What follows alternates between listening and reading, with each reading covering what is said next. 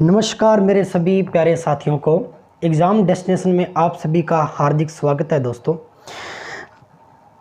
अपने all competition examinations के लिए सभी प्रतियोगी परीक्षाओं के लिए भारतीय इतिहास पढ़ रहे थे। यह जो इतिहास का अपने टॉपिक उठाकर चले हैं दोस्तों, या यह कह लीजिए कि जितना अपने इतिहास को कवर कर रहे हैं स्टैटिक्स जीके के अंदर प्राचीन भारतीय इतिहास का टॉपिक जो लेकर चले हैं वो राजस्थान सिविल सर्विस से लेकर केंद्र सरकार की जो परीक्षाएं हैं सभी परीक्षाओं में बहुत अत्यंत उपयोगी भाग है। बताया जाता है कि सर इतिहास के जो प्रश्न हैं वो सभी परीक्षाओं में बहुत ही कम देखने को मिलते हैं, ठीक है, लेकिन अभी जो हाल की परीक्षाएं होंगी उसमें स्टैटिक्स जीके का बहुत ही महत्वपूर्ण भाग रहेगा। जो रीट वगैरह की तैयारी कर रहे हैं सभी विद्यार्थी या आरएएस प्रीलिम्स एग्जामिनेशंस की जो तैयारी कर रहे हैं, स्टेट पीसीएस की तैयारी कर रहे हैं, सिविल सर्विस की तैयारी कर रहे हैं, उन सभी विद्यार्थियों के लिए जो इतिहास का पोर्शन है, जो स्टैटिक्स जीके का भाग है, वो अत्यंत ही महत्वपूर्ण भाग है। इसीलिए आप कभी भी स्टैटिक्स जीके पढ़ रहे होते हो तो पूरा आप डेडिकेशन से पढ़िए, पूरी लगन से इसको कवर कीजिए दोस्तों, ठीक है। और नोट्स बनाना साथ ही साथ अत्यंत ही महत्वपूर्ण है, ठीक है ना। तो आप लिखित के अंदर अपने नोट्स भी तैयार रखें ताकि एग्जामिनेशंस के समय आपको कोई समस्या से जूझना न पड़े। चलो अपने इतिहास पर वापस से गौर करते हैं दोस्तों। प्राचीन भारतीय इतिहास पढ़ रहे थे। प्राचीन भारतीय इतिहास, और प्राचीन भारतीय इतिहास में इससे पहले अपने प्राचीन भारतीय इतिहास को कुछ अलग अलग कालखंडों में विभक्त किया था। आज अपने पढ़ेंगे साथियों ताम्र पाषाण कालीन संस्कृति। बहुत ही महत्वपूर्ण टॉपिक आज का और बिल्कुल छोटा सा टॉपिक है। ताम्र पाषाण कालीन संस्कृति, या इसे कहा जाता है ताम्र पाषाण काल। देखिए, ये कोई सभ्यता से संबंधित नहीं है साथियों, ये एक काल है, एक संस्कृति है जिसको ताम्र पाषाण काल कहा गया। इसका तात्पर्य क्या है, इसका अर्थ क्या है साथियों? अपने प्राचीन भारतीय इतिहास में जब अपने महत्वपूर्ण कालखंड पढ़े थे या इतिहास को जानने का अपने वर्णन किया था, जानने का प्रयास किया था, उस समय अपने एक प्रमुख धातु का नाम लिया था तांबा। आपने बताया कि प्राचीन इतिहास के अंदर तांबे के साथ साथ पत्थरों के औजार भी बनाए जाते थे। इस काल का जो मनुष्य था, इस काल का जो मानव था, वो पत्थरों के औजारों एवं उपकरणों के साथ साथ तांबे का अत्यधिक प्रयोग करता था। और जिस काल के अंदर तांबे का सर्वाधिक उपयोग किया गया उसे कहा गया ताम्र पाषाण कालीन संस्कृति। क्या कहा गया साथियों? ताम्र पाषाण कालीन संस्कृति। ध्यान देना, बड़ा ही अच्छा और इंटरेस्टेड टॉपिक है। इतनी बात समझ में आई कि जिस काल के अंदर पत्थर के साथ साथ तांबे का प्रयोग किया गया। नंबर 2 बात, सभी ताम्र पाषाण कालीन जो संस्कृतियां थी, सभी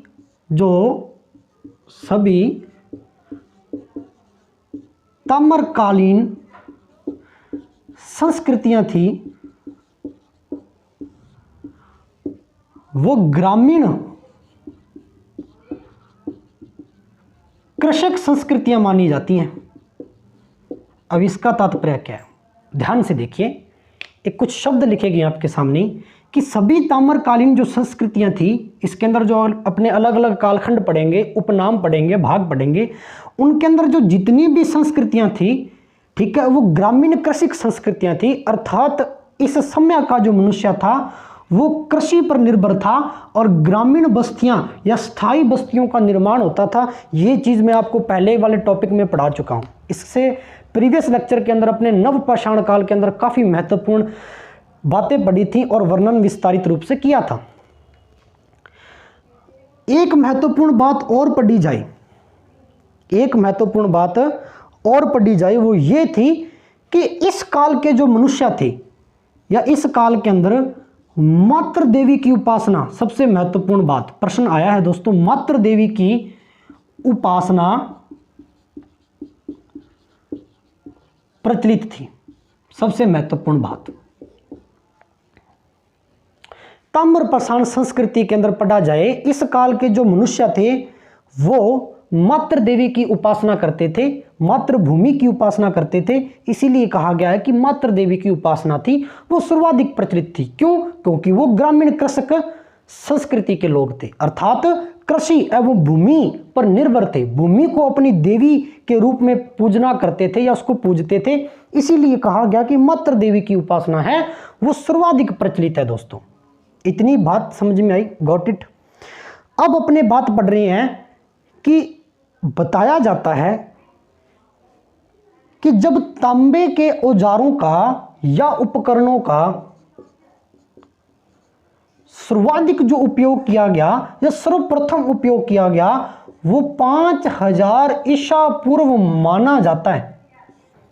माना जाता है कि तांबे का जब उपयोग किया गया, या ये कह लीजिए कि ताम्रकालीन संस्कृति के अंदर जब तांबे के औजारों का उपयोग किया गया तो सर्वप्रथम बताया जाता है 5000 ईसा पूर्व के दरमियान इस काल के अंदर तांबे के औजारों का प्रयोग किया गया था। सबसे महत्वपूर्ण बात, ठीक है, ये सबसे मुख्य बात यहां से मिलती है। तो इससे एक बात और सामने आई दोस्तों कि 5000 ईसा पूर्व ही ताम्रकालीन संस्कृति का उद्भव हुआ होगा, क्योंकि इस काल के अंदर ही तांबे का प्रयोग किया गया या तांबे से हथियार बनाए गए, उपकरणों का निर्माण किया गया। तो बता सकते हैं कि ये जो संस्कृति थी या ताम्र पाषाण कालीन जो काल था, इस काल का जो पैमाना है, इस काल का जो समय है वो 5000 लगभग ईसा पूर्व रहा होगा। यहां से अनुमान लगाया जा सकता है। और सबसे प्रसिद्ध या बहुत ही अत्यधिक प्रसिद्ध जो इतिहासकार थे उन्होंने इसी समय काल से, इस कालखंड से ही इसका अनुमान लगाया था कि लगभग बताया जाए कि 5000 ईसा पूर्व ही इस संस्कृति का उदय हुआ होगा। ताम्र पाषाण का मतलब ये हो गया कि तांबा और पत्थर, पाषाण मतलब पत्थर, इन दोनों का एक साथ प्रयोग किया जाता था। दोनों को एक साथ मिलाकर हथियार बनाए जाते थे या उपकरण बनाए जाते थे या औजार बनाए जाते थे। इसीलिए इसको ताम्र पाषाण संस्कृति के नाम से जाना लगा। ठीक है दोस्तों, यहां तक बात समझ में आई क्या? फिर कहा जाता है कि स्थान विशेष के नाम पर इसको 3 कालखंडों में विभक्त किया गया है। स्थान विशेष के नाम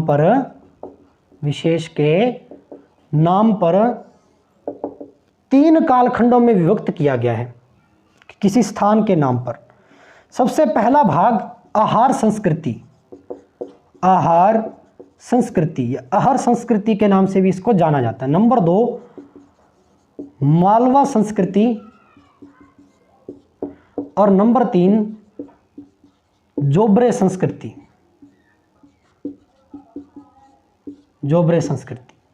महत्वपूर्ण ये स्थान विशेष के जो नाम हैं ये 3 हैं, अर्थात इन तीनों नामों के आधार पर ताम्र पाषाण संस्कृति को 3 भागों में विभक्त किया गया। स्थान विशेष के नाम पर आहार संस्कृति, मालवा संस्कृति और जोबरे संस्कृति। इतनी बात समझ में आई क्या? बात कर रहे हैं दोस्तों आहार संस्कृति की। यहां समझ लीजिए, बात कर रहे हैं आहार संस्कृति की। देखिए, स्थान विशेष के नाम पर है तो सबसे पहले यहां स्थान विशेष का जिक्र करते हैं। आहार संस्कृति में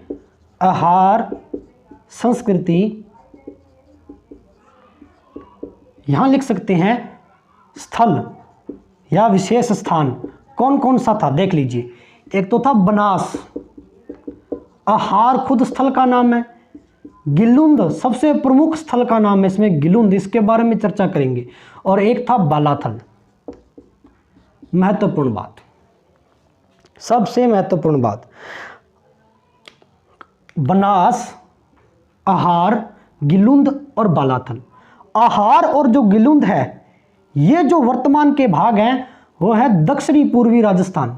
दक्षिणी पूर्वी राजस्थान का जो भाग है वो प्राचीन काल में बनास और गिलुंद के नाम से जाना जाता था, या बलास, आहार और गिलुंद जो है वो दक्षिणी पूर्वी राजस्थान का भाग है। या अपने इसको मैप के आधार पर पढ़ें तो इस प्रकार से राजस्थान को विभक्त कर सकते हैं, पूर्व का भाग, उत्तर का, पश्चिम और दक्षिण। ये वाला जो भाग है, यहाँ का जो भाग है जितना भी, ये कहलाया दक्षिणी पूर्वी भाग, दक्षिणी पूर्वी राजस्थान। ठीक है, तो दक्षिणी पूर्वी राजस्थान के अंदर आहार संस्कृति के साक्ष्य प्राप्त होते हैं, जो प्राचीन समय में आहार या गिलुंद के नाम से जाना जाता था। सबसे प्रमुख बात। अब सबसे विशेष जो तथ्य है आहार संस्कृति से संबंधित दोस्तों, वो ये है कि आहार संस्कृति थी, इसको ताम्रवर्ती संस्कृति भी कहा जाता था। इसका जो प्राचीन नाम था वो ताम्रवर्ती संस्कृति था। ताम्रवर्ती इसीलिए कहा जाता था क्योंकि सर्वाधिक तांबे का प्रयोग, सर्वाधिक महत्वपूर्ण प्रश्न है दोस्तों, सर्वाधिक तांबे का प्रयोग इस भाग में किया जाता था, या इस संस्कृति में किया गया था, या इस स्थान में किया गया था।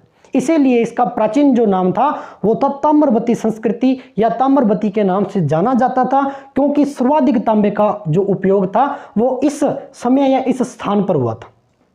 इतनी बात समझ में आई क्या दोस्तों? गिलुंद के बारे में विस्तारित चर्चा करते हैं। गिलुंद के बारे में पढ़ा जाए तो पक्की ईंटों के साक्ष्य जो मिले थे इस संस्कृति के दरमियान, पक्की ईंटों के जो साक्ष्य थे वो गिलुंद से प्राप्त हैं। पक्की ईंटों के जो साक्ष्य थे वो गिलुंद से माने जाते हैं कि गिलुंद जो भाग था आहार संस्कृति का, उसमें पक्की ईंटों के साक्ष्य मिले थे। ठीक है, और फलक उद्योग के अवशेष भी इसी गिलुंद स्थान से मिले थे, फलक उद्योग। ठीक है, इसके बारे में अपने पहले चर्चा कर चुके हैं। ठीक है ना, इस उद्योग के जो अवशेष हैं वो भी गिलुंद स्थान से प्राप्त होते हैं, और पक्की ईंटों के जो साक्ष्य थे वो भी गिलुंद स्थान से प्राप्त हैं। ठीक है, सबसे महत्वपूर्ण बात दोस्तों, सबसे महत्वपूर्ण बात,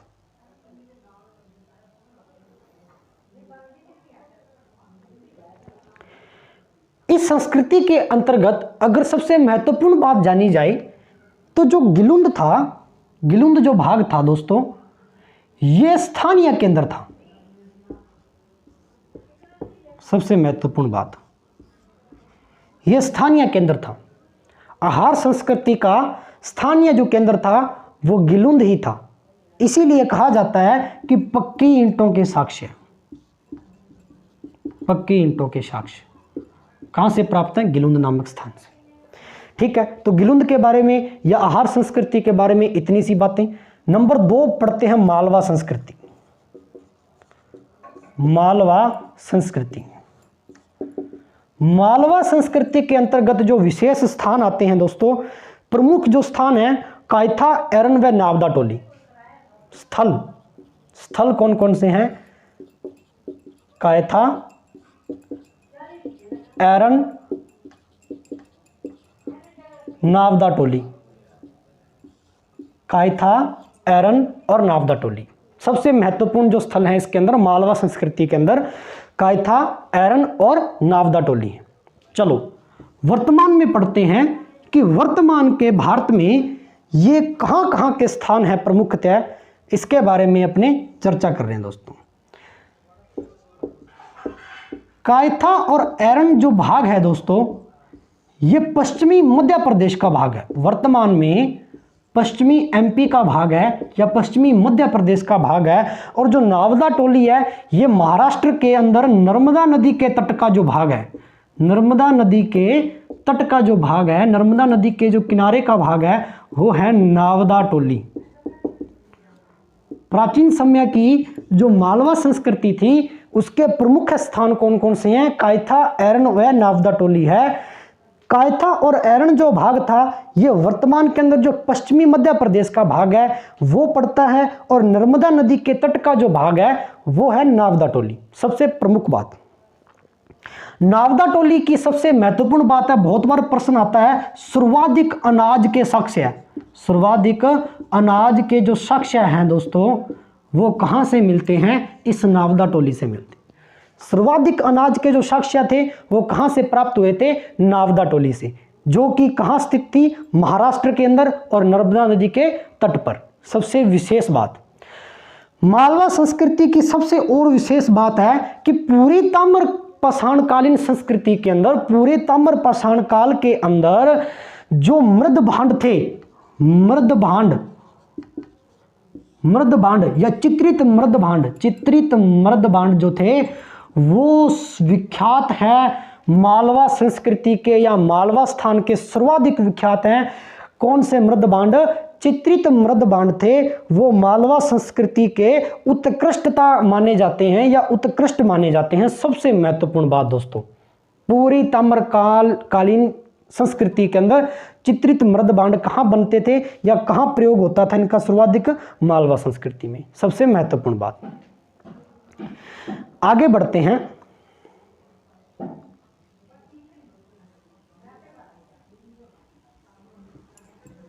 नंबर 3, इसके अंदर प्रमुख है, बस ये 2-3 लाइनें हैं जो ऐसे मान लीजिए कि इंपॉर्टेंट प्रश्न ही हैं बस।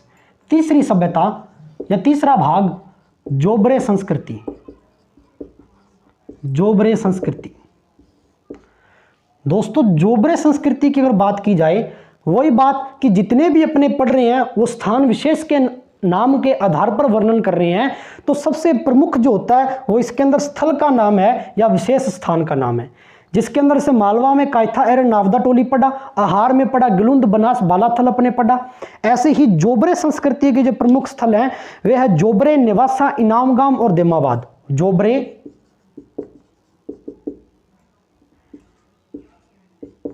इनामगाम, सबसे महत्वपूर्ण है ये इनामगाम, नेवासा और देमाबाद। ये तो महाराष्ट्र का भाग है, गोदावरी नदी के तट का भाग, देमाबाद। देखिए, इनामगाम और नेवासा, इनामगाम की अगर बात की जाए, इनामगाम की, तो यह एक ग्रामीण बस्ती थी। सबसे महत्वपूर्ण बात और सबसे बड़ी बस्ती मानी जाती है। ठीक है, यह एक ग्रामीण बस्ती थी। यह सबसे महत्वपूर्ण बात याद रखना दोस्तों कि जो इनामगाम थी यह ग्रामीण बस्ती थी। ताम्रपाषाण काल के अंदर, ताम्रपाषाण काल के अंदर देमाबाद और इनामगाम, ठीक है, देमाबाद और इनामगाम जो थे, धीरे धीरे समय बढ़ने के साथ साथ यहां पर सर्वप्रथम नगरीकरण आरंभ के दर्शन मिलते हैं। कि इससे पहले जोबरे संस्कृति के अंदर इनामगाम जो था यह एक पूर्णतः ग्रामीण बस्ती थी। ठीक है ना, ग्रामीण बस्ती थी। धीरे धीरे समय जो बढ़ता है उसके पश्चात यह जो भाग है वो नगरीकरण के अंदर बदल जाते हैं, या यहां से प्रारंभिक नगरीकरण का जो दर्शन है या प्रभाव है वो इस देमाबाद और इनामगाम से मिलता है, और सर्वाधिक देमाबाद के अंदर। यह बात ध्यान रखना, जोबरे संस्कृति में सर्वाधिक देमाबाद के अंदर नगरीकरण आरंभ का दर्शन मिलता है। यह सबसे प्रमुख बात है दोस्तों, सबसे प्रमुख तथ्य है इसका। उसके बाद में अगर बात की जाए देमाबाद की, सबसे प्रमुख बात यह थी कि जो देमाबाद जो भाग था, देमाबाद स्थल का जो नाम था, यहां कांसे की वस्तुओं का सर्वाधिक व्यापार होता था, या ये कह सकते हैं कि कांसे की वस्तुएं थी वो सर्वाधिक यही बनाई जाती थी। कांसे की वस्तुएं, इनका जो साक्ष्य है सर्वाधिक वो किस भाग से मिलता है? देमाबाद से मिलता है। कौन से भाग से मिलता है? जोबरे संस्कृति की देमाबाद से मिलता है। नंबर 2 बात, देमाबाद जो था इसके अंदर कुछ मूर्तियां मिली थी। कौन कौन सी मूर्तियां? हाथी की, गेंडे की, ठीक है ना, ये जो मूर्तियां थी, मनुष्य की मूर्तियां मिली थी। यहां पर सर्वाधिक महत्वपूर्ण बात है कि एक रथ है, ठीक है ना, रथ पर जो मनुष्य है, रथ के सहारे चलते हुए मनुष्य की जो मूर्तियां हैं दोस्तों, मूर्तियां हैं वो कहाँ मिलती हैं? इस देमाबाद के अंदर। कहाँ मिलती हैं? देमाबाद के अंदर। यह महत्वपूर्ण बात है, ध्यान रखना। एक और अंधश्रद्धा की बात बताई यहां पर, क्योंकि इस काल के अंदर भी अंधश्रद्धा काफी थी। भारत में तो आज भी है किसी किसी भाग में, ऐसा नहीं है, ठीक है ना। जहां घोर अंधविश्वास है, ठीक है ना, वहां उनकी श्रद्धा भी अंधविश्वासित हो जाती है ना दोस्तों। तो ये तो अपने ये मान लीजिए कि एक संस्कृति का भाग ही है, ठीक है। तो बताया जाता है कि जो जोबरे संस्कृति थी, यहाँ एक प्रमुख अंधश्रद्धा मानी जाती थी कि कोई वयस्क व्यक्ति है, युवा वयस्क व्यक्ति है, अगर उसकी मृत्यु हो जाए, वयस्क व्यक्ति की मृत्यु हो जाए, तो कहा जाता था कि उसके पांव जो हैं, पैर हैं, उसके नीचे वाला भाग काटकर दफनाया जाए। वयस्क जो मनुष्य थे, उनकी मृत्यु के पश्चात उसके पैरों के नीचे वाला भाग काटकर फिर उसको दफनाया जाता था। उनका मानना ये था, ठीक है, उनका विचारधारा जो थी वो ये थी कि अगर इसके पैर काटकर इसको न दफनाया गया तो यह भूत प्रेत के अंदर तब्दील हो सकता है या उसमें परिवर्तित हो सकता है। इसीलिए इस भय से, इस डर से, या ये मान लीजिए कि घोर अंधश्रद्धा के रूप में वो इस विशेषता को अपनाते थे, ठीक है। ये जोबरे संस्कृति की सबसे प्रमुख विशेषता थी वहाँ के लोगों की, ठीक है दोस्तों। तो यहाँ तक अपना ताम्रकालीन संस्कृति कंप्लीट होता है। एक छोटा सा टॉपिक था, बस इसमें महत्वपूर्ण प्रश्न है और कुछ लिखने योग्य बातें हैं, ठीक है दोस्तों। तो आज के लिए इतना, इसके बाद में पढ़ेंगे, ये टॉपिक यहाँ तक पूरा होता है, ठीक है ना। जानकारी के स्रोत हैं, जो आपने जितने भी कालखंड पढ़े थे प्राचीन भारतीय इतिहास में, वो पूरे होते हैं। इसके बाद में पढ़ेंगे हड़प्पा सभ्यता, काफ़ी लंबा टॉपिक है, ठीक है, काफ़ी दूर तक इसका विस्तारित चर्चा करेंगे, ठीक है। हड़प्पा सभ्यता, उसके प्रमुख स्थल पढ़ेंगे, नगर नियोजन पढ़ेंगे, आर्थिक व्यवस्था पढ़ेंगे, राजनीतिक व्यवस्था पढ़ेंगे, जितने भी अपने भारत के अंदर प्रमुख स्थल जो हैं, ठीक है, हड़प्पा सभ्यता से संबंधित, ठीक है, उसको दिशाओं के आधार पर बांटकर पढ़ेंगे, है ना। तो ये सारी की सारी बातें करेंगे दोस्तों इससे नेक्स्ट लेक्चर के अंदर। ओके, तो आज के लिए इतना ही। अगर वीडियो अच्छा लगा हो तो लाइक करें, ज़्यादा से ज़्यादा मित्रों तक शेयर करें और चैनल को सब्सक्राइब करना न भूलें दोस्तों। जितनी सपोर्ट बनाएंगे उतना ही मोटिवेशन हमें मिलेगा, अपने नए नए टॉपिक आपके सामने लेके चलेंगे। इतिहास का भी निरंतर कोर्स चलेगा पूरा का पूरा, प्राचीन भारतीय इतिहास, ठीक है। फिर अपने मध्यकालीन मिडाइवल हिस्ट्री पढ़ेंगे, उसके बाद में अपने पढ़ेंगे मॉडर्न इंडिया, ठीक है ना। फिर अपने ज्योग्राफी स्टार्ट करेंगे, फिर पॉलिटिकल। तो धीरे धीरे काफ़ी लंबा सिलेबस है, चलता जाएगा ना। जितना समय मिलता है लेक्चर आपके लिए आ रहे हैं। ओके साथियों, तो आज के लिए इतना ही। जय हिंद, जय भारत।